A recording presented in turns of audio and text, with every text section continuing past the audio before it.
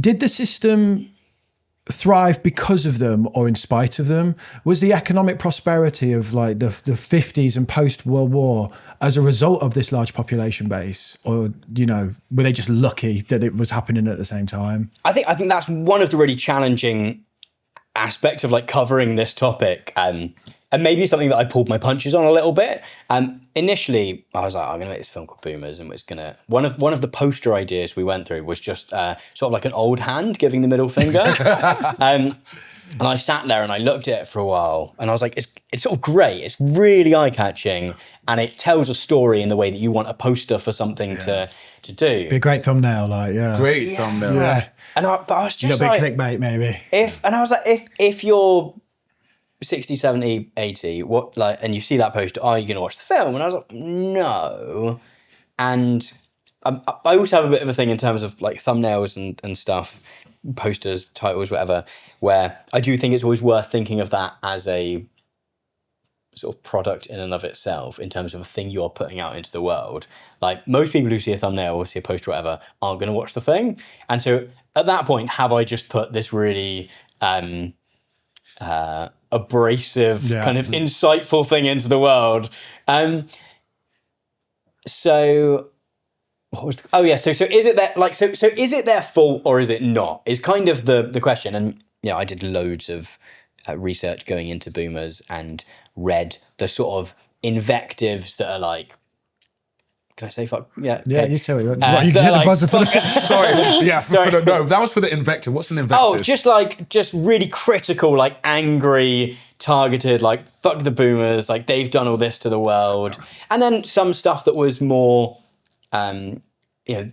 these are events which have happened around the times at which the Boomers were alive. I'm sure many listeners will have heard a lot about kind of demographic crises at the moment in terms of what does that look like for the economy going forward.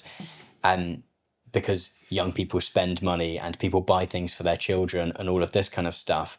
And we know that is like part of the growth story of the second half of the 20th century. I mean, also a lot of the world was destroyed during the Second World War. You have a lot to build, you have a lot to reconstruct, that creates jobs, that gets money moving through things. And there's this really kind of interesting kind of way in which the world looks at those post-war challenges after the Second World War, where they're kind of like, well, everything's like pretty screwed. Like a lot of like, London's a lot of rubble. So Plymouth, where I live, basically gets completely rebuilt because we've got dockyards, which just completely, the whole city centre is just like gone. It's kind of like we can use the reason that we need to rebuild everything as sort of economic stimulus. That's loads of jobs, that's loads of money moving through the economy, and that kind of helps too. And then in terms of the kind of the other end of things, there is a way of viewing this story, and I don't think there's a right answer here. There's a way of viewing this story where we view it as, the Boomers sort of soaked up all of like a world that had built around them, a world that had gone, we've got loads more kids, we'll build loads more schools, we want to get more people into university, we're going to sell off all our council housing to them as they get to that age. We're then going to... There was a period kind of through the Boomers' primes where you could discount the interest of your mortgage from your taxes. That kind of only existed for the period in which the Boomers went through it. It doesn't exist anymore. DB pensions, triple lock even. Yeah, like all of this stuff. Yeah. There's a way where you can view this story and you can go, well, Boomers have intentionally made, if we're looking at the sort of UK lens now, like have sort of made the world work in that way. There's another kind of maybe a little blamey way, but a little bit more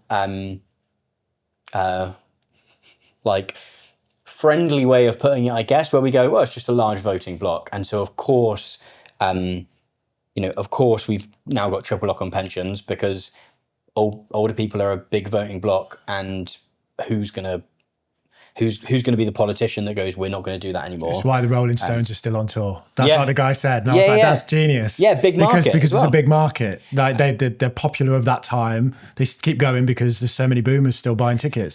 So part of the thing of the kind of story of the boomers as this sort of like universalized story of what life looks like in the modern age or whatever, is there's what I like to call the kind of boomer nostalgia porn industry, which I can think sort of Forrest Gump Simmer down, right? is like I don't know. You're such a jackass. New category. What's this? Starts taking notes.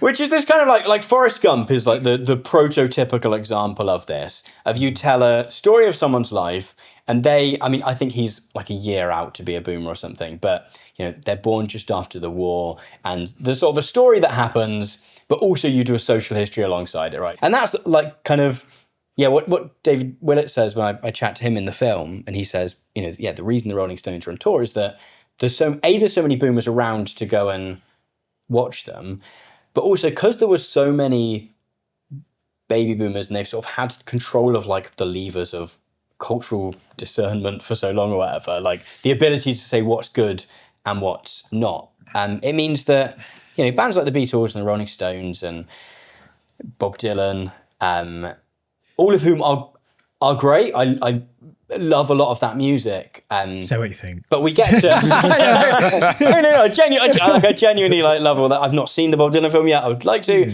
but also we have this like, that is the greatest music that has ever existed. Yeah. Which is maybe some of it is. Maybe there's also a few that are kind of riding along on. Would people be listening to like the Monkees if it wasn't if that music hadn't come out when the boomers happened to be in their teens or whatever? That really fizzled out. No. I think it's great. This was a clip from our chat with YouTuber Tom Nicholas. To watch a full episode, click right here.